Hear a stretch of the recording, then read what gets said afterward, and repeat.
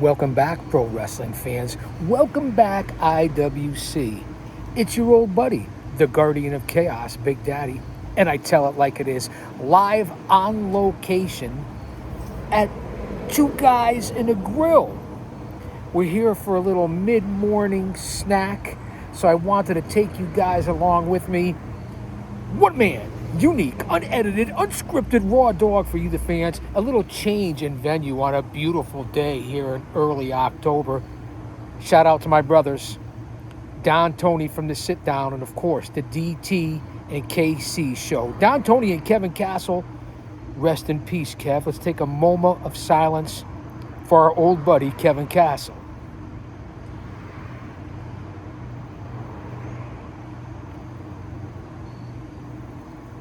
It's just not the same without you, Kev. It really isn't. I have a couple of different books we might be reading from today as I get my food, meal, whatever you want to call it. A Battle Royal in the Sky.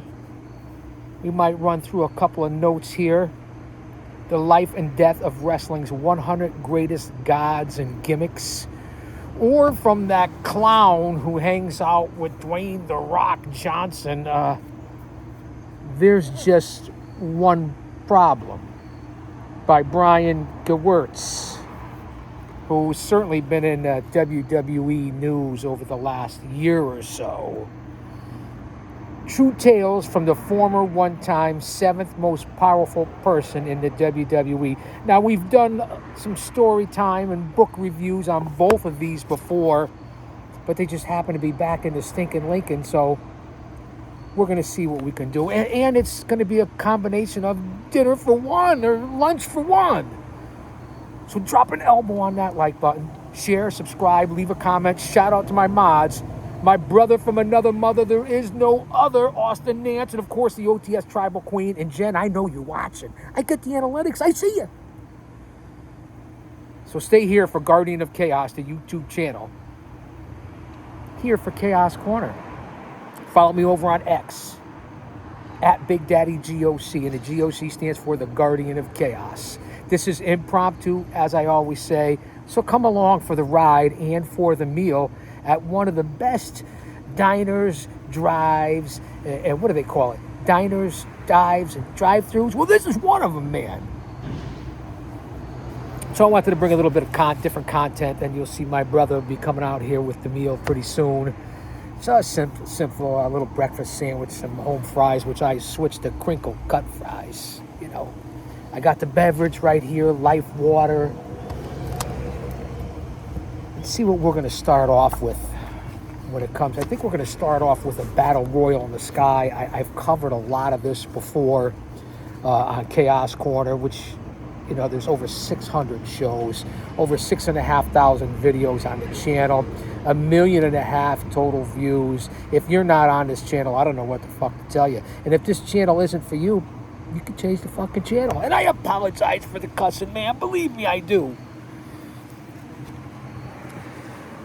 So we're gonna thumb through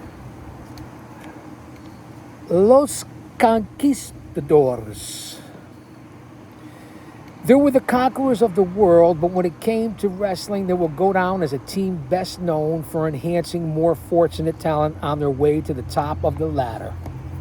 In full golden spandex from head to toe, the masked men were billed from somewhere in Latin America. No me jodas, man, cuando muévete culo pendejo. That's for you, Bad Money.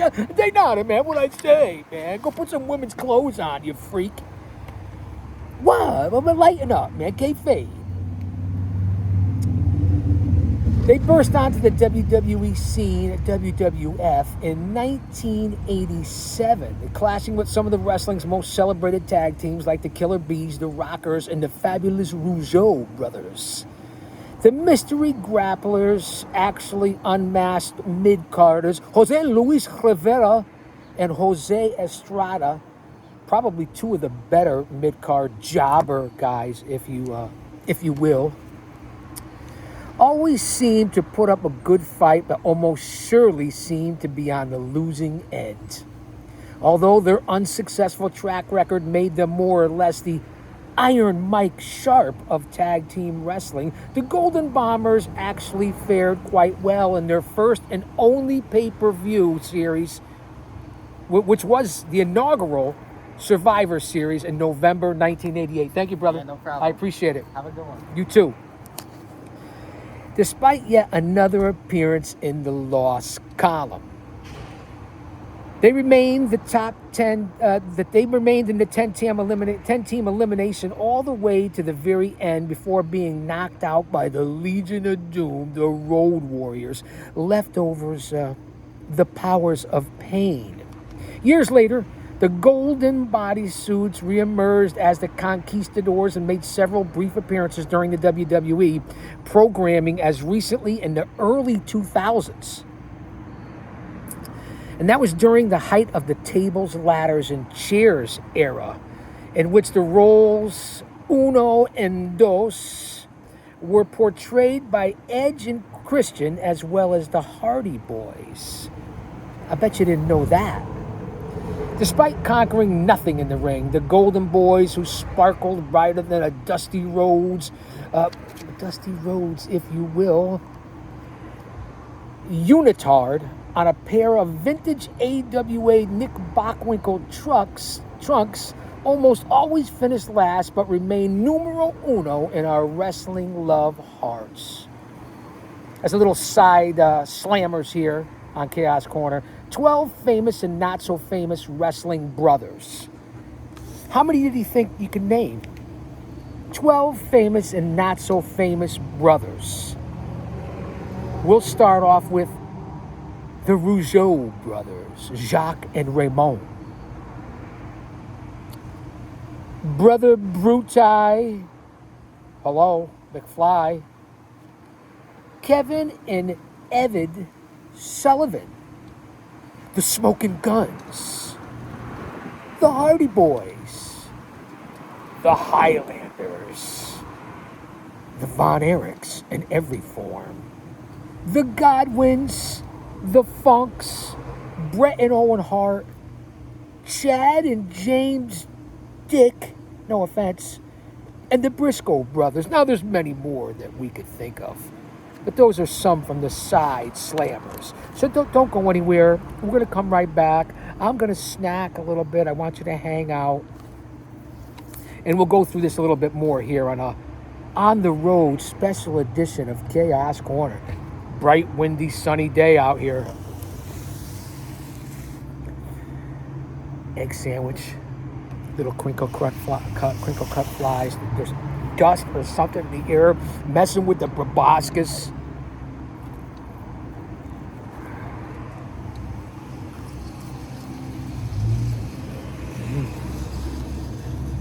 Can't beat that. What did they say back in the day? I don't know if I should say it here because family watches. That's like a sore dick. You can't beat it. What'd I say, man?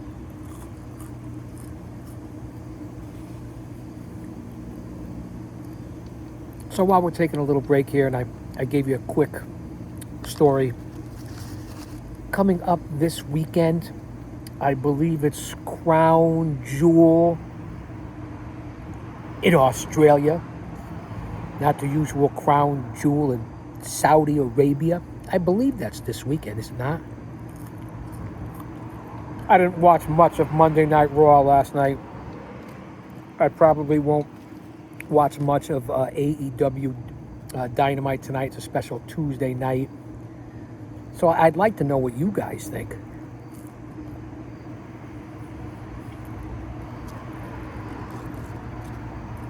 This will be a live-to-tape premiere chat.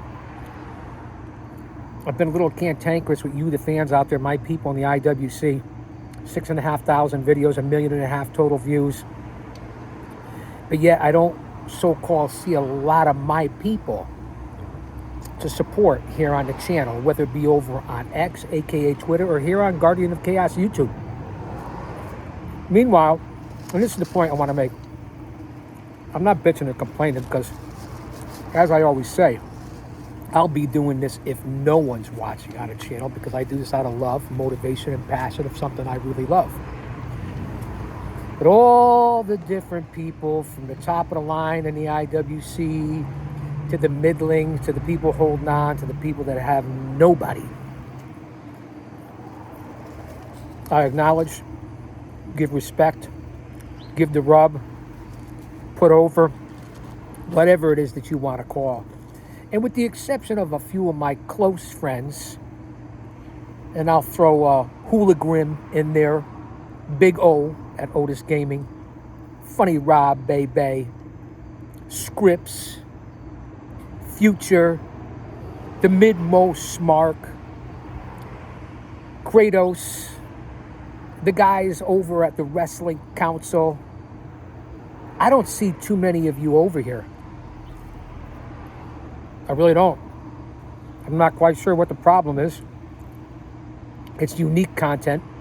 Yeah, okay, a lot of times it's not up-to-date current content with what you geeks and goons and neckbeards and virgins and mouth breathers and fans with the brain of dehydrated BB want to watch, WWE and AEW. You get classic in-ring footage here of what I did in my career and all the Hall of Famers I worked with. You get story time, Dinner for Two, the show with my wife. Again, in-ring classics.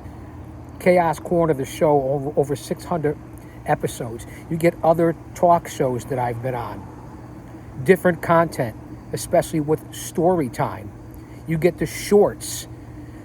So if you can't find something on this channel, maybe you shouldn't be in the IWC at all. It's not out of jealousy. Nothing to be jealous of here. I'm my own show, because this isn't a fucking podcast, it's a show. So you're better off when you walk out of here than when you fucking walked in here, so you can have a conversation when you go to your next venue or holiday gathering or at the water cooler or at the restaurant, a picnic, a barbecue, the pub, the bar, wherever the fuck it is that you hang out at. But I've noticed the loyalty really waning, even from the big guys that I support and have tried to support with minimal acknowledgement back. It's like a one-way street. And not one-way streets about to close. You get tired of, and I don't look for anything from anybody, and that's not why I give the rub. I do it out of enjoyment, out of respect, and hoping to help other people out, because it's about giving back. And if you don't give back, you ain't shit. And I notice a lot of people out there don't give back in this community. It's just the truth. I don't know what to tell you.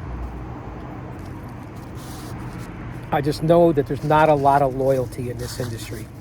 And I knew that from years ago in my 40-year journey, my 30-year in-ring career, taking fucking bumps, which is much more than 99% of you have ever done. And if you've ever stepped in the fucking ring, you have no idea what you're talking about.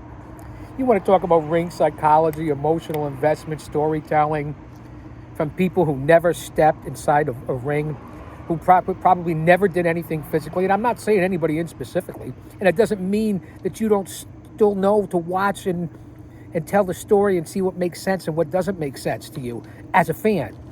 But you really don't know until you've been in the ring. And I'm sticking by that, and I know that for a fact. And even you top dogs have never stepped foot in a fucking ring and took a bump. But you're still going to criticize storylines today, talent, the athletes. And I guess I could agree with you, because that's your right. You're paying the tickets. But you still don't. I've been everything from a writer to a broadcaster, like I said, to taking the fucking bumps, to being in the ring, promoter, setting up and putting down a ring. Have any of you ever done that? Ticket seller, hanging up flyers, being a part of a street team, being in the main event with legends. Have any of you? I want to hear from you, because I don't believe it. And you sit behind your keyboards and you're allowed to say whatever you want. And that's great. It's a free country. But it means a lot to people like myself that have been in the industry and have been in the business, that you really don't know where the fuck you're coming from.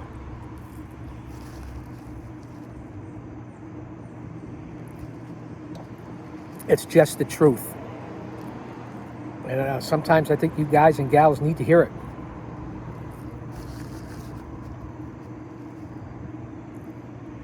It's hard to blame a lot of the talent in the big time, although they get a lot of creative control and they come up with outlaw indie shit, and it's just the truth. I know, I've been a part of that scene for years. And people making their political statements, whether it be Sami Zayn, CM Punk, Brody King, Anthony Bowens. Nobody gives a fuck about your sexual orientation. Nobody cares about your identity. You could throw in the women like Toni Storm and whoever else playing all this bisexual stuff to try to sell to the geeks out there who probably have a sock and a bottle of lotion on the side while they're watching the show. And I'm watching the show and I'm just telling it like it is. You don't like it, again, change the channel. In the 70s and the 80s, even into the 90s, we did this and we watched these shows to escape politics and religion and all the craziness in the world that's going on. So that's our release. But whether it be the NFL, the NBA, sometimes the MLB, and especially now in wrestling, everybody's got a personal agenda that they want to push on company time. Now, if you did that on your company time and started expressing your views about personal beliefs and things outside of work, you'd be fired. But not in pro wrestling, where it used to bring up every color, creed, culture, sexual identity. Nobody cared. I apologize for chewing with my mouth full. Nobody cared. It brought us all together because it gave us that commonality of the escape, the temporary distraction, the stress reliever of the garbage going on in this world. In 2025, even more so. But if you keep pushing the envelope, nobody cares. What are you trying to influence people? What are you trying to do out there with all the lines you're coming up with? Can we stay away from the sexual orientation and pushing what you think about your sexual orientation to kids that are watching this? Grow the fuck up. Nobody cares what you do in the privacy of your own home or what your personal beliefs are. Do that on your own time and not our dime. I wasn't going to talk about this, but it's a real pet peeve and why it's making me click, change the channel. And you wonder why the ticket sales are down in certain areas. The ratings on TV are down for all of it.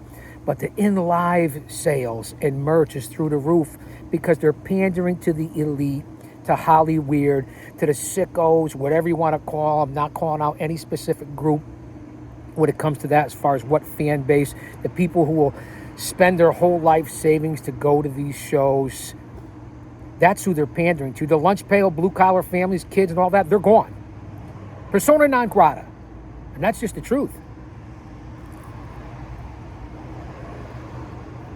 The business has changed. Just like all sports have changed, and it's not for the better. You guys are going to wake up and see. Stay mentally, emotionally, physically, and spiritually fit, because if he's for us, no one could be against us. And that's just the truth. Use your own discernment. Surround yourself with like-minded people, and stop worrying about everybody else and what they're doing. Just don't come on our TV when we're paying the prices to push your personal agenda, including Bad Bunny for the Super Bowl. You're going to support a guy, yes, he's American. Yes, I guess he's a solid entertainer. But here's a guy from his country, in his country, telling you he doesn't like his country. And that he's not going to sing anything unless it's in his language, which is not the first language in here. It's great to learn 2, 3, 4 languages. I know 4 or 5 myself. But when you force people to do things like that, I'm not going to perform. It's going to be all in Spanish. Learn Spanish. Who the fuck are you? Who the fuck are you? We pay your salary. I have nothing against you, but you dress like a woman. That's the wrong message to sell. It just is. I don't care what anybody says. You don't have to agree with my opinions. I'm finally putting them out here. You guys do you. Keep it to yourself. There's all subliminal messages being sent out there. You guys and gals are smart enough to know it. I know that you know it.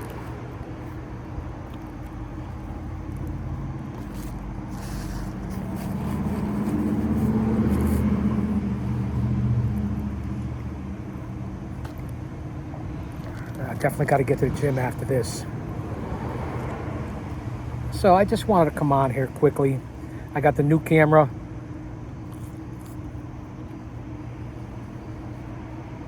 I am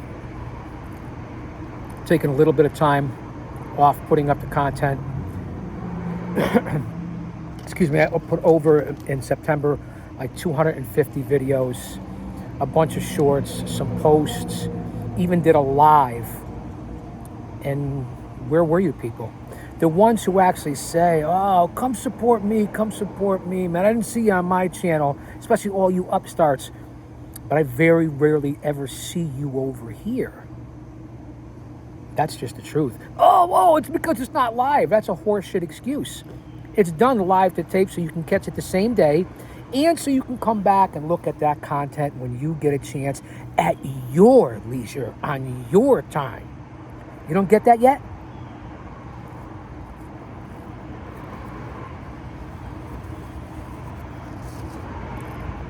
So I'm very disappointed in the current affairs of pro wrestling, all the horse shit and distractions, and of course, you the fans in the IWC.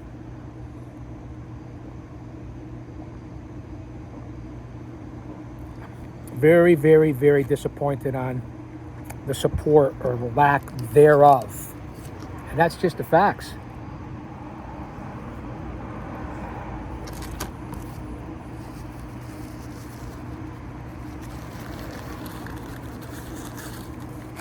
So I'll put this up and see what kind of reaction I get. Again, running out of the house this morning. I said, let me just take the new camera, take a couple of books, sit down and have a little something to eat, and put out a 20 or 30 minute live to tape, excuse me, so you guys can understand where I'm coming from in my current posts, whether it be on X or over here on the community section.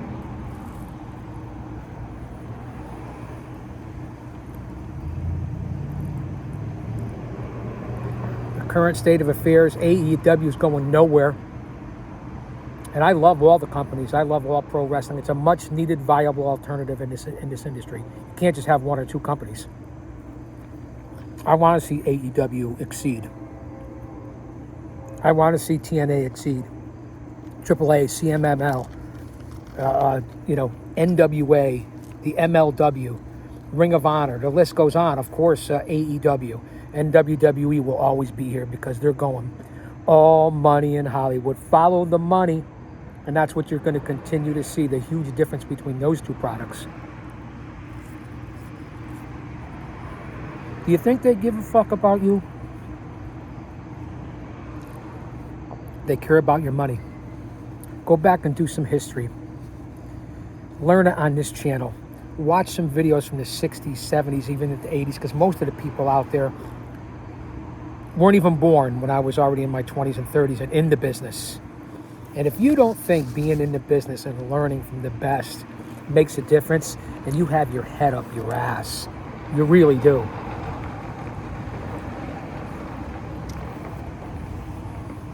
I'm not going to go anywhere. I'll be back with more of my opinion. Don't you dare miss it.